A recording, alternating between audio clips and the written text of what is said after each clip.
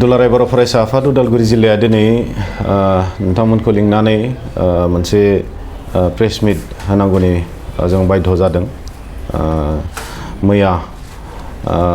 जोंनि दुलाराय बर' फरायसा आफादनि मानगिरि आफादगिरिया दुलाराय बर' फरायसा आफादा नैबे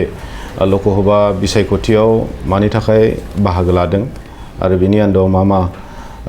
जोङो थांखि लादों बेफोर गासै बाथ्राफोरखौ लानानै रायजो राजानियाव फोरमायनांगौ निस्सय दङ होननानै बेखौ मोनदांथिनानै मोनसे प्रेस मिटनि गेजेरजों रायजो राजाफोरनिसिम फोरमायनाय जादोंमोन। दा बेखौनो लानानै मैया कास्टम बसुमतारी बिथाङा गलाघाटनि जोंनि BTR आव आथिखाल हाग्रामा महिलारिजों माबा मोनसे एग्रीमेंट जानानै दिनै सैमा गोब्राब बायदि बुखिलाबायबाय थानायखौ जों नुदों, ससियेल मिडियाफोराव नुदों। दा बेखौनो लानानै जोङो दुखु फोरमायदों। बिथांनि बेफोर बाथ्राफोरखौ लानानै जों कन्डेम खालामदों। दुलाराय बर' फरायसा आफादखौ बेबायदि गाज्रि सोंखारिनाय, दुलाराय बर' फरायसा आफादनि मानगिरि आफादगिरिखौ सोरनिबा पकेटाव थांना थानाय बेफोर बाथ्राफोरखौ जोङो मालाबाबो हयज' खालामनो जों हायाखै आरो हानाय नङा। खारन दुलाराय बर' फरायसा आफादा मालाबाबो रावनिबो पकेटाव थानानै खामानि मावाखै। जोङो हदायबो बर' रायजो राजानि उन्नतिनि, बर' रायजो राजानि जि इस्यु, बड'फाया जि मोनसे सिमांखौ जों बर' रायजो राजाफोरनो नुहोनानै गालांबाय, बे सिमांखौ मोगथां महर होनो थाखाय जोङो खामानि मावबाय थादों आरो बेयाव रावनिबो पकेटाव हाबना थानायनि बाथ्रा गैया। आरो बिथाङा बुंदों जे माने जोंनि ओनसोलाव BTR आव डेभेलपमेन्ट नांगौ, डेभेलपमेन्टनि थाखाय माने BPF नो भट होनांगौ, सोरनोबा भट होनांगौ, आमुखानो भट होनांगौ, गोबां बेबायदि बाथ्राखौ बुंदों। किन्तु दिनै जों बुंगोन बर' रायजो राजाफ्रा मालाबाबो अकल डेभेलपमेन्टखौ लानानै जोङो भट होबोआखै। बर' रायजो राजाफ्रा दिनैसिमहालागै हदायबो डेभेलपमेन्टजों लोगोसे बर'नि जिखिनि इस्युफोर, जोंहा बड'फाया जि मोनसे सिमां नुहोलांनाय, बर' रायजो राजाफ्रा जि मोनसे बर'फोरनि थाखाय गेरेमसा हारि दानाय, बर'फोरनि थाखाय मोनसे आलादा मोनसे खुंथाय नागिरनाय, रायजो दाबिनायनि थाखाय बेफोर गासै इस्युफोरखौ लानानैसो दिनैसिमहालागै बर'फ्रा भट होबोबाय थादों आरो फैबाय थानाय समफोरावबो जोंनि थांखिसिम मोनहैयागौमानि बर' रायजो राजाफ्रा अकल डेभेलपमेन्टल' नङा, जोङो गासै बर'नि इस्युफोरखौ समाधान खालामनायनि थाखाय भट होगोन। दिनै बिथाङा बुंदों गोदानै BTR आव फैनाय मानसि, दिनै 17 बोसोर BPF माने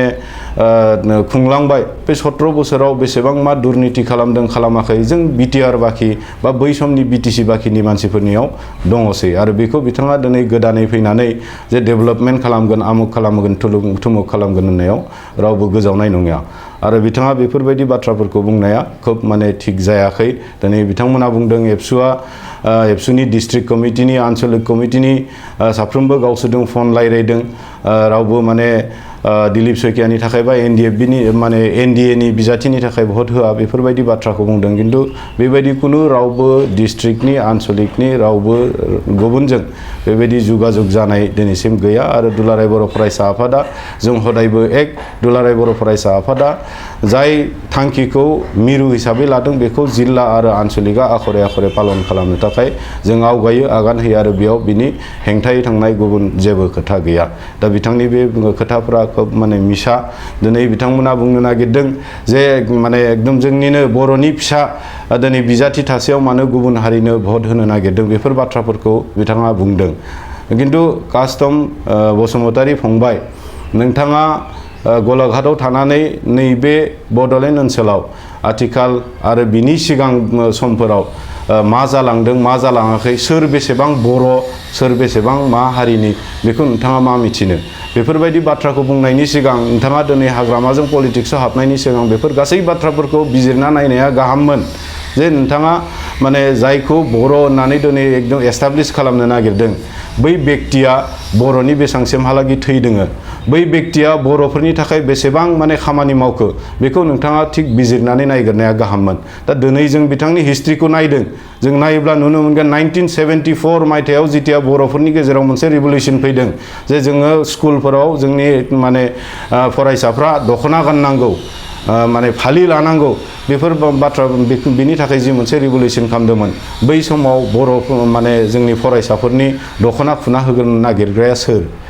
बै समाव जोंनि बर'फोरनि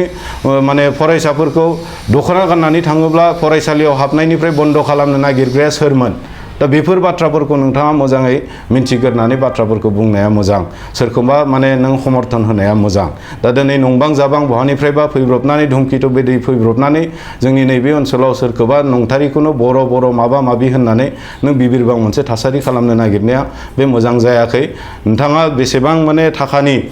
मोनसे एग्रिमेन्ट जानानै हायार नोंथाङा गाफैबाय थादों बेखौ जों मिन्थिगौ दा बेखौ लानानै नोंथाङा सोरनिबा फैसा लानानै दिनै केम्पेइन खालामथिंदों सैमा गोबोर बायदि बुखिबाय थादों होननानै दुलाराय बर' फरायसा आफादाबो जे सोरनिबा थाखा फैसाजों बायजागोन बे मालाबाबो नङा नोंथाङा एबसुनि सासे बिबानगिरिमोन मोनसे समाव दा बै समावबो नोंथाङा मिन्थिगोन जे दुलाराय बर' फरायसा आफादा थाखानि थाखाय खामानि मावो ना जाथिनि थाखाय खामानि मावो जों अरायबो जाथिनि इस्युखौ समाधान खालामनांगौनि थाखाय खामानि मावबोबाय थादों आरो नोंथां कास्तम बसुमतारी फंबाया दिनै ओरैबायदि मोनसे माने पातला गोसोनि माने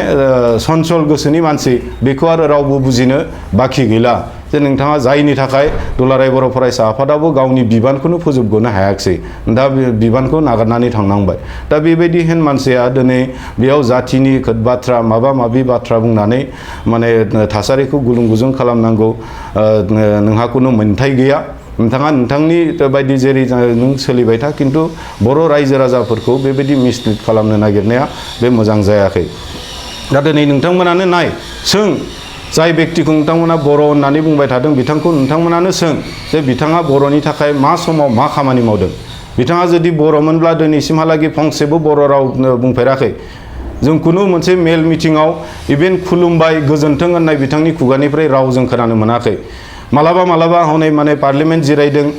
सरि एसेम्ब्लियाव जिरायदों जोंनि बर'नि हेंथासो किसुमान जाय माने बाथ्राफोरखौ बुङोब्ला जाय बाथ्राफोरखौ लाबोयोब्ला जोंनि बर'निनो ओंखामनि थुरसिनिफ्राय ओंखामानो गोमालांगोन बेफोरबायदि बाथ्राफोरखौसो बुंनायखौ जों नुबोदों दा होमबा बेबायदि बेक्तिया बर'नि थाखाय बेसेबांसिमहालागै खामानि मावगोन बेयाव जोंहा सोंलु दङ नोंथांमोना नाय बिथाङा बे माने थांनाय समफोराव एमएलए जाबाय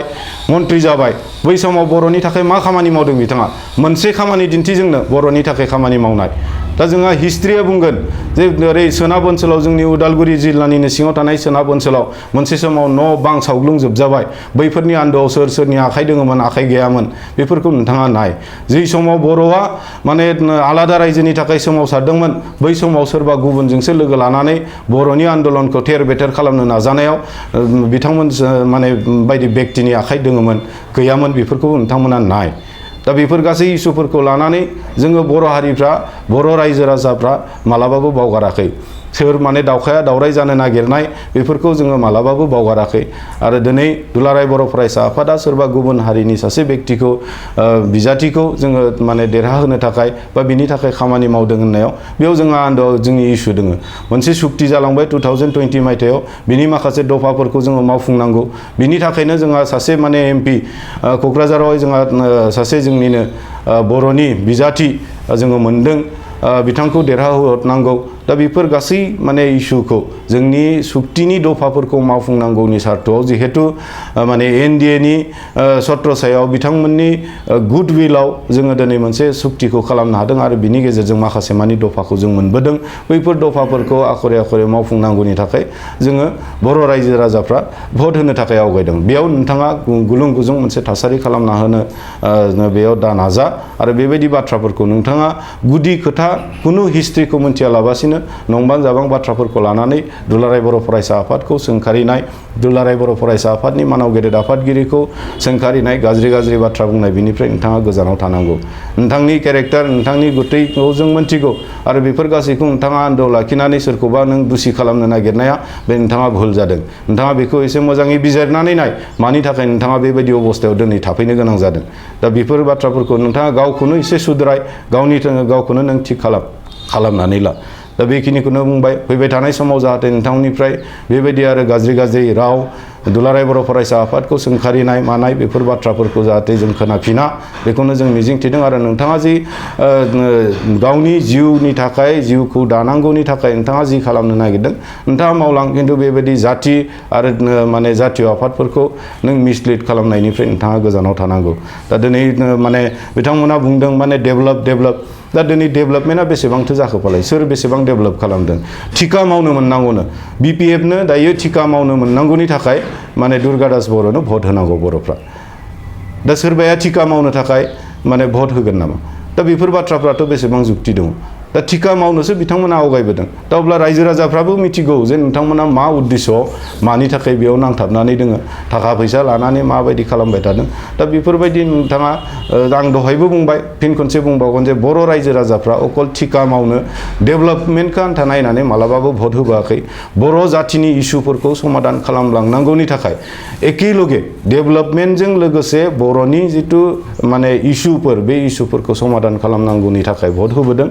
आरो बे बारावबो रायजो राजाफ्रा बे एखे खामानिखौनो मावगोन थेंक इउ बिथाङा मोनसे अबजेक्सन लाबोबाय थाबाय जिहेतु बिथाङा बुंदों जे नोंथांमोना डिजिटेलनिफ्राय पकेटनि रां लानानै पकेटाव सोनानै दिनै समाजनि माखासे इन्टेलेक्सुयेलफोरखौ मिसलिड खालामबाय थादों होनना बुंदों दिलीप सयकियानिफ्राय दिनैसिमहालागै बेबायदि थाखा फैसा लानाय जुदि सोरबाया नुदोंब्ला बेखौ जोंनो दिन्थि खुनु जोङो थाखा फैसा रावबो बेबायदि जोङो लायाखै दुलाराय बर' फरायसा आफादा जोङो सोरनिबा पकेट गरम खालामनो थाखाय मालाबाबो बिसायख'थियाव बाहागो लाबोआखै जोंहा 2020 मायथाइनि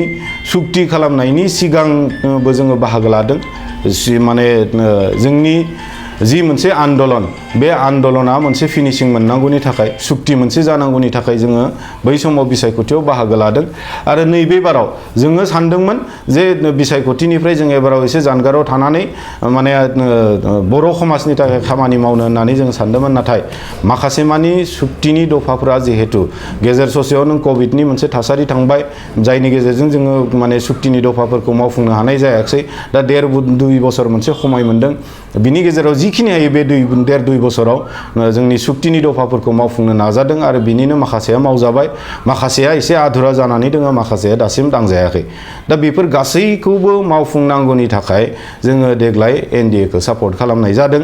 आरो बिनि बादे थाखा फैसाजों खुनु बे कास्टम बसुमतारी फंबायमोन बायदि माने थाखा फैसाजों एग्रिमेन्ट जानानै फैनानै बेयाव सोर माने जोंनि थासारिफोरखौ गुलुं गुजुं खालामनो नागिरनाय सोरखौबा मिसलिड खालामनो नागिरनाय बिनि खुनु इन्टेनसन दुलाराय बर' फरायसा आफादा गैया जोंहा अकल माने मोनसे जोंनि जि मोनसे सुक्ति खालामबाय 5,000निख्रुइबो बांसिन मुंख्लंफोरनि थैनि बेसेनजों जि मोनसे दफाफोरखौ माखासे दफाफोरखौ जों मोनबोबाय बै दफाफोरखौ जेरैखि जाया मावफुंनो नांगौ बिनि थाखाय जोङो बिसायख'थियाव बाहागो लादों बिनि सारा खुनु थाखा फैसानि जेबो रावजोंबो जेबो एग्रिमेन्ट गैया आरो जुदि बेबायदि माबा मोनसे नुदोंब्ला माने प्रुफ सहकारे नोंथांमोना देखाय